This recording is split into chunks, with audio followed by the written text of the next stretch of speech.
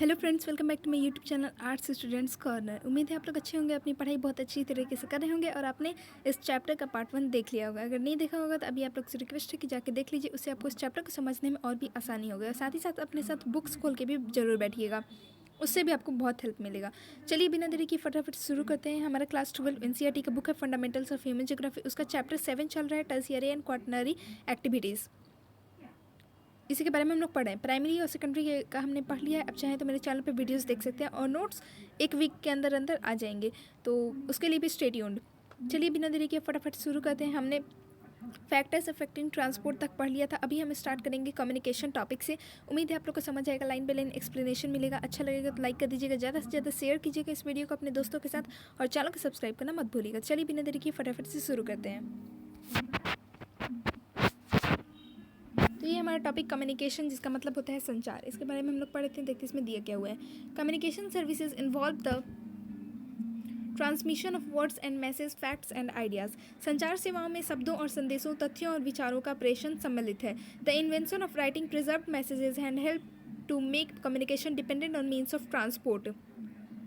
लेखन के आविष्कार ने संदेशों को संरक्षित किया और संचार को परिवहन के साधनों पर निर्भर करने में सहायता की। These were actually carried by hand, animals, boat, road, rail, and air. That is why all forms of transport are also referred to as lines of communication. ये वास्तव में हाथ, पशुओं, नाव, सड़क, रेल तथा वायु द्वारा परिवहित होते हैं। यही कारण है कि परिवहन के सभी रूपों को संचार पथ कहा जाता है। Where the transport network is efficient, communications are easily disseminated.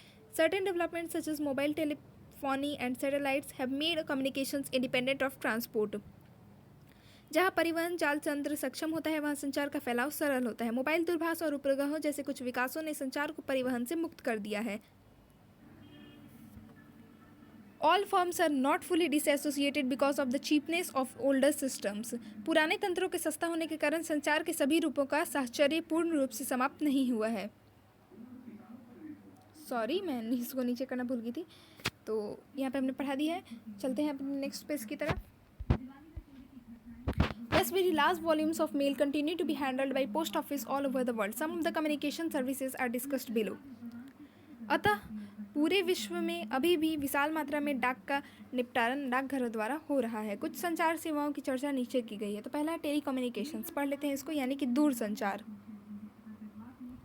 The use of telecommunications is linked to the development of modern technology. दूर संचार का प्रयोग विद्युतीय प्रौद्योगिकी के विकास से जुड़ा है। It has revolutionized communications because of the speed with which messages are sent. संदेशों के भेजे जाने की गति के कारण इसने संचार में क्रांति ला दी है। The time reduced is from weeks to minutes. Besides the recent advancements like mobile telephony have made communications direct and instantaneous at any time and from anywhere. The telegraph, Morse code and telex have almost become things of the past. समय सप्ताहों से मिनटों में घट गया है और mobile, दूरभाष जैसी नूतन उन्नति ने किसी भी समय कहीं से भी संचार को प्रत्यक्ष और तत्काल बना दिया है। तार प्रेषण, मोर्स कोड और टेलेक्स अब लगभग भूतकाल की वस्तुएं बन गई हैं। Radio and television also help to relay news, pictures and telephone calls to vast audiences around the world and hence they are termed as mass media. Radio और दूरदर्शन भी समाचारों, चित्रों व दूरभाष कालों को पूरे विश्व में विस्तृत श्रोताओं को प्रसारण करते हैं और इसीलिए इन्हें जनसंचार माध्यम भी कहा जाता है। They are vital for advertising and entertainment. वे विज्ञापन एवं मनोरंजन के लिए महत्वपूर्ण है। Newspapers are able to cover events in all corners of the world. Satellite communication relays information of the earth and from space. The internet has truly revolutionized the global communication system. समाचार पत्र विश्व के सभी कोनों से घटनाओं का प्रसारण करने में सक्षम होते हैं। उपग्रह संचार पृथ्वी और अंतरिक्ष सूचना का प्रसारण करता है। इंटरनेट ने वैश्विक संचार तंत्र में वास्तव में क्रांति ला दी है। सर्विसेज यानी कि सेवाएं। Services occur at many different levels. सेवाएं विभिन्न स्तरों पर पाई जाती हैं। Some are geared to industry, some to people and some to both industry and people. Example the transport systems. कुछ सेवाएं उद्योगों को चलाती हैं, कुछ लोगों को और कुछ उद्योगों और लोगों दोनों को। उदाहरणतः परिवहन तंत्र। Low order services such as grocery shops and laundries are more common and widespread than high order services or more specialized ones like those of accountants, consultants and physicians. निम्न स्तरीय सेवाएं जैसे पंसारी की दुकानें, धोबी घाट, उच्च स्तरीय सेवाओं अथवा लेखाकार, परामर्शदाता और काय चिकित्सक जैसी अधिक विशिष्टीकृत सेवाओं की अपेक्षा अधिक सामान्य और विस्तृत है। Services are provided to individual consumers who can afford to pay for them. For example, the gardener, the launderers, and the barber do primarily physical labor. Teachers, lawyers, physicians, musicians, and others perform mental labor. सेवाएं भुगतान कर सकने वाले व्यक्तिगत उपभोक्ताओं को उपलब्ध होती हैं। माली, धोबी और नाई मुख्य रूप से शारीरिक श्रम करते हैं। अध्यापक, वकील, चिकित्सक, संगीतकार और अन्य मानसिक श्रम करते हैं। Many services have now been regulated. अनेक सेवाएं अब नियमित हो गई हैं। Making and maintaining highways and bridges, maintaining fire fighting departments, and supplying or supervising education and customer care are among the important services most often supervised or performed by government or companies. महामार्गों एवं सेतुओं का निर्माण और अनुरक्षण, अग्निशमन विभागों का अनुरक्षण और शिक्षा की पूर्ति अथवा पर्यवेक्षण और ग्राहक सेवा महत्वपूर्ण सेवाओं में से है जिनका पर्यवेक्षण अथवा निष्पादन प्रायः सरकारों अथवा कंपनियों द्वारा किया जाता है। State and union legislation have established corporations to supervise and control the marketing of such services as transport, telecommunication, energy and water supply. राज्य और संघ विधान ने परिवहन, दूरसंचार, ऊर्जा और जलापूर्ति जैसी सेवाओं के विपणन के पर्यवेक्षण और नियंत्रण के लिए निगमों की स्थापना की है। Professional services are primarily health care, engineering, law and management. स्वास्थ्य की देखभाल, अभियांत्रिकी, विधि और प्रबंधन व्यावसायिक सेवाएं हैं। The location of recreational and entertainment services depend on the market. Multiplexes and restaurants might find location within or near the central business district (CBD), whereas a golf course would choose a site where land costs are lower than in the CBD. मनोरंजनात्मक और प्रमोद सेवाओं की स्थिति बाजार पर निर्भर करती है। मल्टीप्लेक्स और रेस्टोरेंट की स्थिति केंद्रीय व्यापार क्षेत्र के अंदर अथवा निकट हो सकती है, जबकि गोल्फ कोर्स ऐसे स्थान पर बनाया जाएगा जहां भूमि की लागत सीबीडी की अपेक्षा कम होगी। Personal services are made available to the people to facilitate their work in daily life. दैनिक जीवन में काम को सुविधाजनक बनाने के लिए लोगों को व्यक्तिगत सेवाएं उपलब्ध कराई जाती हैं। The workers migrate from rural areas in search of employment and are unskilled. कामगार रोजगार की तलाश में ग्रामीण क्षेत्रों से प्रवास करते हैं और अकुशल होते हैं। They are employed in domestic services as housekeeper, cooks and gardeners. वे मोची, गृहपाल, खानसामा और माली जैसी घरेलू सेवाओं के लिए नियुक्त किए जाते हैं और इन्हें कम भुगतान किया जाता है। They are employed in domestic, ये तो मैंने बोल दिया। This segment of workers is generally unorganized. One such example in India in Mumbai is Mumbai Dabba Wala Tiffin services provided to about 1,75,000 customers all over the city. कर्मियों का यह वर्ग असंगठित है। एक ऐसा उदाहरण मुंबई की डब्बा वाला सेवा है जो पूरे नगर में लगभग 1,75,000 उपभोक्ताओं को उपलब्ध कराई जाती है। डब्बा वाला सर्विस इन मुंबई का फिगर देख सकते हैं आप लोग, ब्लैक एंड व्हाइट फिगर दिए गए मुंबई में डब्बा वाला सेवा।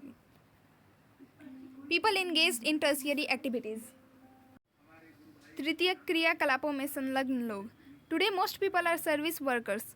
आज अधिकांश लोग सेवा कर्मी हैं। Services are provided in all societies. सेवाएं सभी समाजों में उपलब्ध होती हैं। But in more developed countries a higher percentage of workers is employed in providing services as compare to less developed countries. अधिक विकसित देशों में कर्मियों का अधिकतर प्रतिशत इन सेवाओं में लगा है, जबकि अल्प विकसित देशों में 10% से भी कम लोग इस सेवा क्षेत्र में लगे हैं। The trend in employment in this sector has been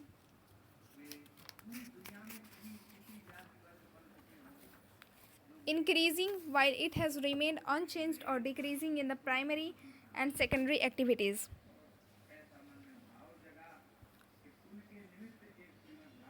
संयुक्त राज्य अमेरिका में 75% से अधिक कर्मी सेवाओं में संलग्न है। इस सेक्टर में रोजगार की प्रवृत्ति बढ़ रही है, जबकि प्राथमिक और द्वितीय क्रियाकलापों में यह अपरिवर्तित है अथवा घट रही है। सम सेलेक्टेड एग्जाम्पल्स यानी कि कुछ चयनित उदाहरण। टूरिज्म यानी कि पर्यटन। Tourism is travel undertaken for purposes of recreation rather than business. पर्यटन एक यात्रा है जो व्यापार की बजाय प्रमोद के उद्देश्यों के लिए की जाती है। It has become the world single largest tertiary activity in total registered jobs 250 million and total revenue 40% of the total GDP. कुल पंजीकृत रोजगारों तथा कुल राजस्व की दृष्टि से यह विश्व का अकेला सबसे बड़ा तृतीय क्रियाकलाप बन गया है, यानी कि टर्शियरी एक्टिविटी बन गया है। Besides, many local persons are employed to provide services like accommodation, meals, transport, entertainment, and special shops serving the tourist. इनके अतिरिक्त पर्यटकों के आवास, भोजन, परिवहन, मनोरंजन तथा विशेष दुकानों जैसी सेवा उपलब्ध कराने के लिए अनेक स्थानीय व्यक्तियों को नियुक्त किया जाता है। Tourism fosters the growth of infrastructure industries, retail trading, and craft industries, souvenirs. In some regions, tourism is seasonal because the vacation period is dependent on favorable weather conditions, but many regions attract visitors all the year round.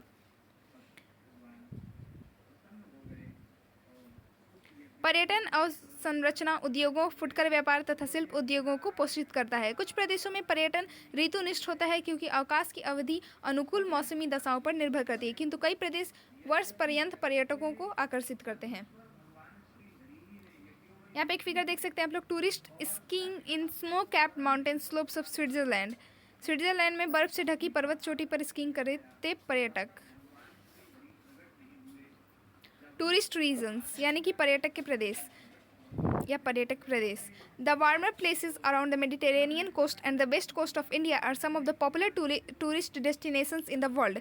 भूमध्य सागरीय तट के चारों ओर coast स्थान तथा भारत का पश्चिमी तट विश्व के लोकप्रिय पर्यटक गंतव्य स्थानों में से एक है। Other include winter sports region found mainly in mountainous areas and various scenic landscapes and national parks which are scattered. Historic towns also attract tourists because of the monument, heritage sites and cultural activities. अन्य में शीतकालीन खेल प्रदेश जो मुख्यतः पर्वतीय क्षेत्रों में पाए जाते हैं, मनोहारी दृश्य भूमियाँ तथा यत्र तत्र फैले राष्ट्रीय उद्यान सम्मिलित हैं। स्मारकों, विरासत स्थलों और सांस्कृतिक गतिविधियों के कारण ऐतिहासिक नगर भी पर्यटकों को आकर्षित करते हैं। फैक्टर्स अफेक्टिंग टूरिज्म यानी कि पर्यटन को प्रभावित करने वाले कारक। डिमांड यानी कि मांग। Since the last century demand for holidays has increased rapidly. Improvements in the standard of living and increased leisure time permit many more people to go on holidays for leisure. विगत शताब्दी से अवकाश के लिए मांग तीव्रता से बढ़ी है। जीवन स्तर में सुधार तथा बढ़े हुए फुर्सत के समय के कारण अधिक लोग विश्राम के लिए अवकाश पर जाते हैं। ट्रांसपोर्ट यानी कि परिवहन, आप लोग अब तक तो जान ही गए होंगे, मैं इतना शुद्ध हिंदी में बताती हूँ तो। The opening up of tourist areas has been aided by improvement in transport facilities. परिवहन सुविधाओं में सुधार के साथ पर्यटन क्षेत्रों का आरंभ हुआ है। Travel is easier by car with better road systems. Most significant in recent years has been the expansion in air transport. For example, air travels allows one to travel anywhere in the world in a few hours of flying time from their homes. The advent of package holidays has reduced the cost. बेहतर सड़क प्रणालियों में car द्वारा यात्रा सुगम होती है। हाल के वर्षों में वायु परिवहन का विस्तार अधिक महत्वपूर्ण रहा। उदाहरणतः वायु यात्रा द्वारा कुछ ही घंटों में अपने घरों से विश्व में कहीं भी जाया जा सकता है। पैकेज अवकाश के प्रारंभ ने लागत घटा दी है। Tourist attractions, climate. Most people from colder regions expect to have warm, sunny weather for beach holidays. This is one of the main reasons for the importance of tourism in southern Europe and the Mediterranean lands. यानी climate यानी जलवायु। ठंडे प्रदेशों में अधिकांश लोग कुलीन विश्राम के लिए उष्ण व धूपदार मौसम की अपेक्षा करते हैं। दक्षिणी यूरोप और भूमध्य सागरीय क्षेत्रों में पर्यटन के महत्व का यह एक मुख्य कारण है। The Mediterranean climate offers almost consistently higher temperatures than in other parts of the Europe, long hours of sunshine and low rainfall throughout the peak holiday season. अवकाश के शीर्ष मौसम में यूरोप के अन्य भागों की अपेक्षा भूमध्य सागरीय जलवायु में लगभग सतत ऊंचा तापमान, धूप की लंबी अवधि और निम्न वर्षा की दशाएं होती हैं। People taking winter holidays have specific climatic requirements, either higher temperatures than their own homelands or snow cover suitable for skiing. शीतकालीन अवकाश का आनंद लेने वाले लोगों की विशिष्ट जलवायु जरूरतें होती हैं, जैसे या तो अपने गृह क्षेत्रों की तुलना में ऊंचे तापमान अथवा स्कीइंग के लिए अनुकूल हिमावरण। लैंडस्केप यानी कि भूदृश्य। Many people like to spend their holidays in an attractive environment, which often means mountains, lakes, spectacular sea coast, and landscapes not completely altered by man. कई लोग आकर्षित करने वाले पर्यावरण में अवकाश बिताना पसंद करते हैं, जिसका प्राय अर्थ होता है पर्वत, झीलें, दर्शनीय समुद्री तट और मनुष्य द्वारा पूर्ण रूप से अपरिवर्तित भूदृश्य। हिस्ट्री एंड आर्ट यानी कि इतिहास एवं कला। The history and art of an area have potential attractiveness. People visit ancient or picturesque towns and archaeological sites and enjoy exploring castles, palaces and churches. किसी क्षेत्र के इतिहास और कला में संभावित आकर्षण होता है। लोग प्राचीन और सुंदर नगरों, पुरातत्व के स्थान पर जाते हैं और किलों, महलों और गिरजाघरों को देखकर आनंद उठाते हैं। कल्चर एंड इकोनॉमी यानी कि संस्कृति और इकोनॉमी मतलब अर्थव्यवस्था। These attract tourists with a penchant for experiencing ethnic and local customs. मानव जाति और स्थानीय रीतियों को पसंद करने वालों को पर्यटन लुभाता है। Besides, if a region provides for the needs of tourists at a cheap cost, it is likely to become very popular. यदि कोई प्रदेश पर्यटकों की जरूरतों को सस्ते दाम में पूरा करता है तो वह अत्यंत लोकप्रिय हो जाता है। Home stay has emerged as a profitable business such as heritage homes in Goa, Madikeri and Coorg in Karnataka.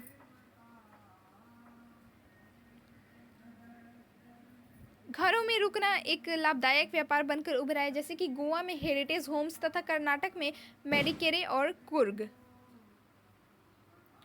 Medical services for overseas patients in India. तो उम्मीद है आप लोग को अब तक जितना भी मैंने पढ़ाया है वो सब समझ आ रहा होगा, और सब तो मैंने यार बता ही देती हूँ। हाँ, मैं बहुत ज़्यादा शुद्ध हिंदी का यूज़ करती हूँ, बिकॉज इसलिए करती हूँ ताकि आप लोग का इंग्लिश डेवलप्ड हो, उसके साथ साथ हिंदी भी अच्छी डेवलप्ड हो जानी चाहिए। बिकॉज हमें शुद्ध हिंदी, बहुत कम ही लोग हैं जो शुद्ध हिंदी बोलते होंगे। हम लोग मिक्स बोलते हैं, अपनी अपनी मदर लैंग्वेज के साथ ना, मदर टंग के साथ मिक्स कर देते हैं हिंदी को। तो वैसे नहीं होना चाहिए, एक शुद्ध हिंदी भी आपको आनी चाहिए, हिंदी पर भी अच्छी पकड़ होनी चाहिए। बिकॉज हम लोग के इंडियंस हैं हम लोग, तो हमें हिंदी तो आनी चाहिए। सबसे पहले इंडियंस कहने की जगह मुझे कहना चाहिए था हम लोग भारतीय हैं, बिकॉज मैं हिंदी को प्रमोट कर रही हूँ। तो खैर, अब हम लोग पढ़ते हैं medical services for overseas patients in India, यानी कि भारत में समुद्र पार रोगियों के लिए स्वास्थ्य सेवाएं। About 55,000 patients from USA visited India in 2005 for treatment. 2005 में संयुक्त राज्य अमेरिका से उपचार के लिए 55,000 रोगी भारत आए। This is still a small number compared with the millions of surgeries performed each year in the US healthcare system. संयुक्त राज्य स्वास्थ्य सेवा तंत्र के अंतर्गत प्रतिवर्ष होने वाले लाखों शल्य कर्मों की तुलना में यह संख्या बहुत कम है। India has emerged as the leading country of medical tourism in the world.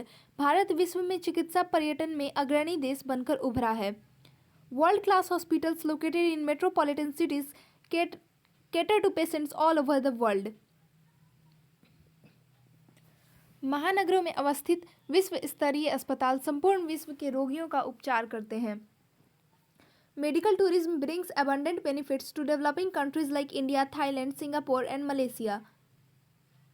Bharat, Thailand, Singapore और मलेशिया जैसे विकासशील देशों को चिकित्सा पर्यटन से अनेक लाभ प्राप्त होते हैं।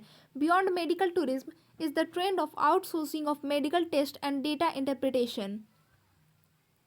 चिकित्सा पर्यटन के अतिरिक्त चिकित्सा परीक्षणों और आंकड़े के निर्वचन के बाह्य स्रोतन के प्रति भी झुकाव पाया जाता है। Hospitals in India, Switzerland and Australia have been performing certain medical services ranging from reading radiology images to interpreting magnetic resonance images (MRIs) and ultrasound tests.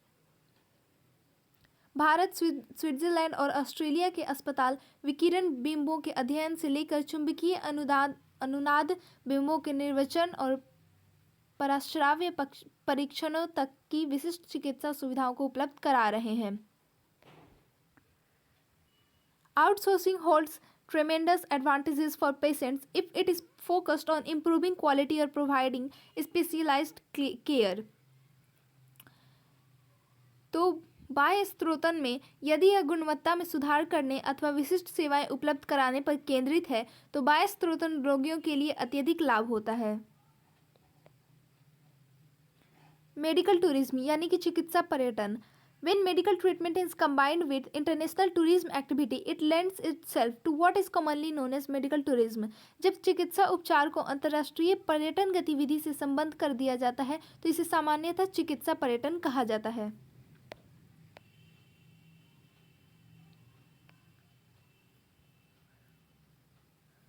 Quaternary activities यानी कि चतुर्थ क्रियाकलाप। What do a CEO of an MNC in Copenhagen at New York and a medical transcriptionist at Bangalore have in common? तो Copenhagen और New York में एक बहुराष्ट्रीय company के मुख्य कार्यकारी अधिकारी यानी कि सीईओ तथा चिकित्सकीय प्रतिलेखक यानी कि मेडिकल ट्रांसक्रिप्शनिस्ट के बीच क्या समानता है? All this people work in a segment of the service sector that is knowledge oriented. ये सभी लोग सेवा सेक्टर के उस प्रभाग में कार्य करते हैं जो ज्ञानोन्मुखी है। This sector can be divided into quaternary and quinary activities. इस सेक्टर को चतुर्थ और पंचम क्रियाकलापों में विभक्त किया जा सकता है। Quaternary activities involved some of the following: the collection, production, and dissemination of information, or even the production of information. Quaternary activities center around research, development, and may be seen as an advanced form of services involving specialized knowledge and technical skills. तो चतुर्थन क्रियाकलाप में से कुछ निम्नलिखित है: सूचना का संग्रहण, उत्पादन और प्रकीर्णन अथवा सूचना का उत्पादन भी। चतुर्थ क्रियाकलाप अनुसंधान और विकास पर केंद्रित होते हैं और विशिष्टीकृत ज्ञान, प्रौद्योगिक कुशलता और प्रशासकीय सामर्थ्य से संबद्ध सेवाओं के उन्नत नमूने के रूप में देखे जाते हैं। द क्वाटरनरी सेक्टर यानी कि चतुर्थ sector. The quaternary sector along with the tertiary sector has replaced most of the primary and secondary employment as the basis for economic growth. आर्थिक वृद्धि के आधार के रूप में तृतीयक सेक्टर के साथ चतुर्थ सेक्टर ने सभी प्राथमिक व द्वितीयक से रोजगारों को प्रतिस्थापित कर दिया है। Over half of all workers in developed economies are in the knowledge sector, and there has been a very high growth in demand for and consumption of information-based services from mutual fund managers to tax consultants, software developers, and statisticians.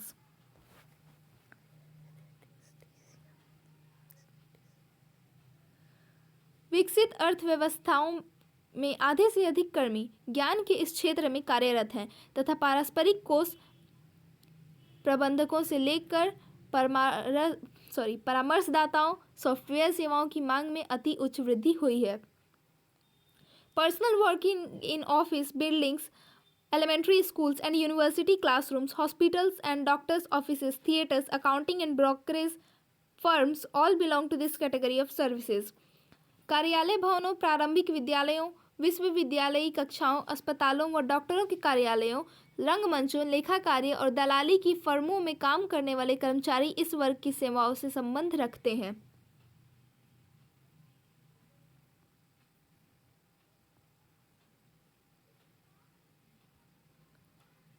Like some of the tertiary functions, quaternary activities can also be outsourced. कुछ तृतीय क्रियाओं की भांति चतुर्थ क्रियाकलापों को भी बाह्य स्रोतों के माध्यम से किया जा सकता है। They are not tied to resources affected by environment or necessarily localized by market. ये सेवाएं संसाधनों से बंधी हुई, पर्यावरण से प्रभावित तथा अनिवार्य रूप से बाजार द्वारा स्थानीयकृत नहीं है। क्वीनरी एक्टिविटीज यानी कि पंचम क्रियाकलाप। 4 तक हमने पढ़ लिया, अब हम 5वां पढ़ लेते हैं। The highest level of decision makers और policy makers perform quinary activities. उच्चतम स्तर के निर्णय लेने तथा नीतियों का निर्माण करने वाले पंचम क्रियाकलापों को निभाते हैं। These are subtly different from the knowledge based industries that the quinary sector is general deals with. इनमें और ज्ञान आधारित उद्योगों जो सामान्यतः चतुर्थ सेक्टर से जुड़ी होती हैं में सूक्ष्म अंतर होता है। Quinary activities are services that focus on the creation, rearrangement and interpretation of new and existing ideas, data interpretation and the use and evaluation of new technologies. पंचम क्रियाकलाप वे सेवाएं हैं जो नवीन एवं वर्तमान विचारों की रचना, उनके पुनर्गठन और व्याख्या, आंकड़ों की व्याख्या और प्रयोग तथा नई प्रौद्योगिकी के मूल्यांकन पर केंद्रित होती हैं। Often referred to as gold collar professions, they represent another subdivision of the tertiary sector, representing special and highly paid skills of senior business executives, government officials, research scientists, financial and legal consultants, etc. Their importance in the structure of advanced economies far outweighs their numbers. प्रायः स्वर्ण collar कहे जाने वाले ये व्यवसाय तृतीय sector का एक और उप विभाग है जो वरिष्ठ व्यावसायिक कार्यकारियों, सरकारी अधिकारियों, अनुसंधान वैज्ञानिकों, वित्त एवं विधि परामर्शदाताओं इत्यादि की विशेष और उच्च वेतन वाली कुशलताओं का प्रतिनिधित्व करते हैं। उन्नत अर्थव्यवस्थाओं की संरचना में उनका महत्व उनकी संख्या से कहीं अधिक होता है।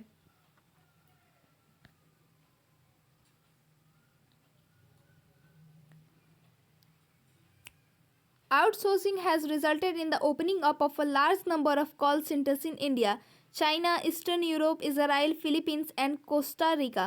It has created new jobs in these countries. Outsourcing is coming to those countries where cheap and skilled workers are available. These are also out-migrating countries. With the work available though outsourcing, the migration in these countries may come down. Outsourcing countries are facing resistance from job seeking youths in their respective countries. The competitive advantage is the main reason for continuing outsourcing. New trends in culinary services include knowledge processing outsourcing KPO and home sourcing, the latter as an alternative to outsourcing. The KPO industry is distinct from business process outsourcing BPO as it involves highly skilled workers. It is information driven knowledge outsourcing. KPO enables companies to create additional business opportunities.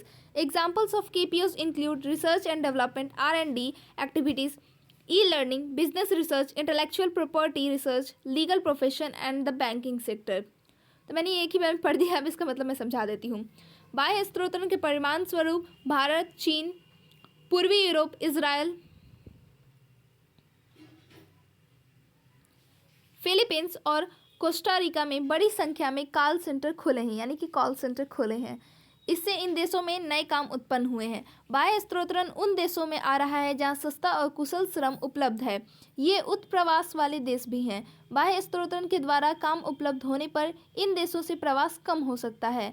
बाह्य स्त्रोतन वाले देश अपने यहाँ काम तलाश कर रहे युवकों का प्रतिरोध झेल रहे हैं।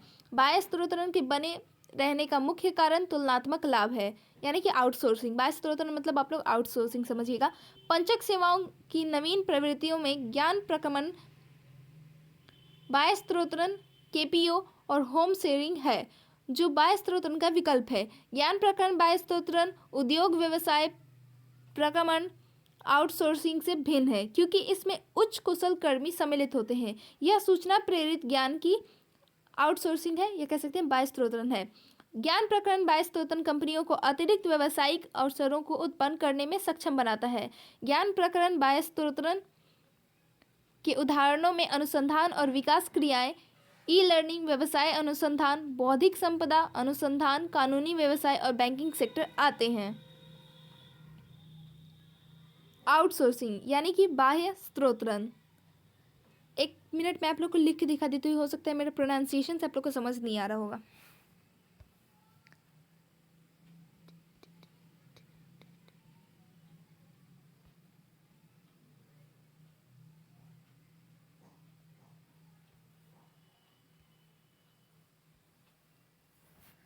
यही मैं बोल रही हूँ, यहाँ पे हमें हलंत है, इसीलिए इसको बहुत बहुत लाइटली प्रोनाउंस करना है। इससे क्या होगा ना, हमारी हिंदी भी डेवलप होगी। चलिए बढ़ते हैं आगे। आउटसोर्सिंग यानी कि बाह्य स्त्रोतन। आउटसोर्सिंग और contracting out is giving work to an outside agency to improve efficiency and to reduce cost.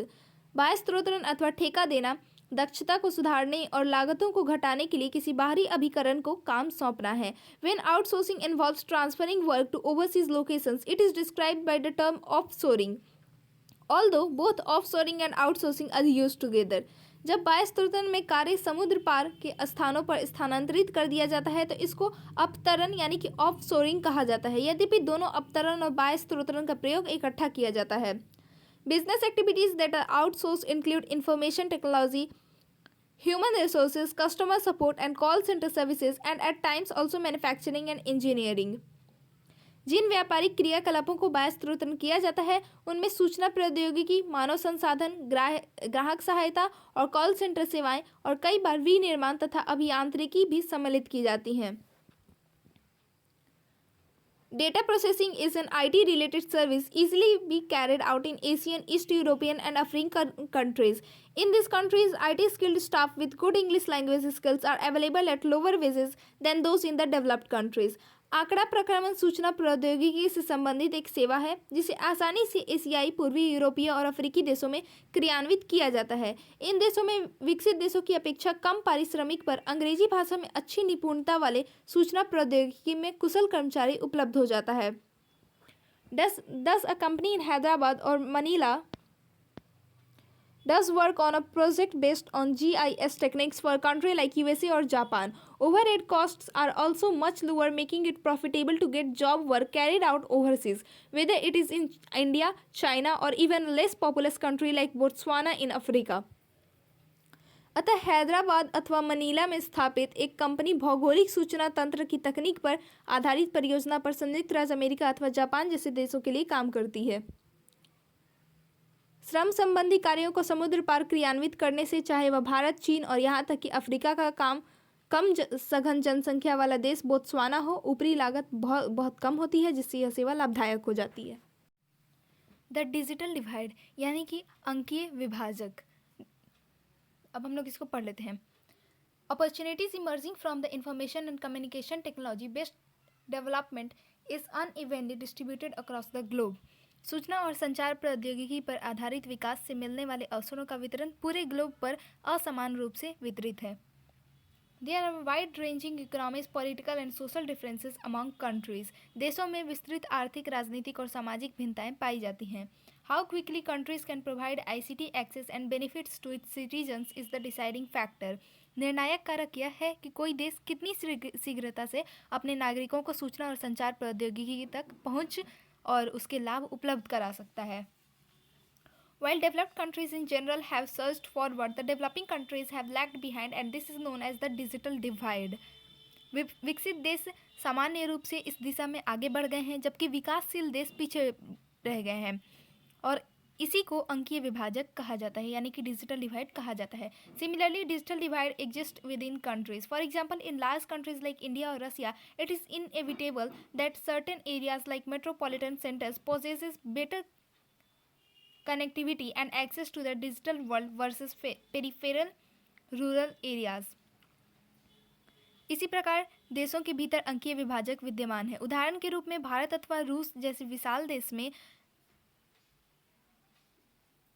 यह अवश्यम भावी है कि महानगरीय केंद्रों जैसे निश्चित क्षेत्रों में परिधिस्थ ग्रामीण क्षेत्रों की तुलना में अंकीय विश्व के साथ बेहतर संबंध तथा पहुंच पाई जाती है। और हमारा चैप्टर ख़त्म हो गया। अब आगे हैं एक्सरसाइजेस। तो इसके लिए मैं अलग से वीडियो बनाई देती, आप लोग को पता ही है, तो मैं इसके लिए अलग से वीडियो बना दूंगी NCERT सॉल्यूशंस करके। आप चाहें तो देख सकते हैं। प्लेलिस्ट भी मैंने डाल दिया है, प्लेलिस्ट में भी मैं वो वीडियो ऐड कर दूंगी। जैसे कि मैंने बुक के नेम वाइज प्लेलिस्ट बनाई, आप लोग को बता ही दिया है मैंने, सारी वीडियो में बताती हूँ कि फंडामेंटल्स ऑफ ह्यूमन ज्योग्राफी के नाम से इन सारे वीडियोज़ का एक प्लेलिस्ट है।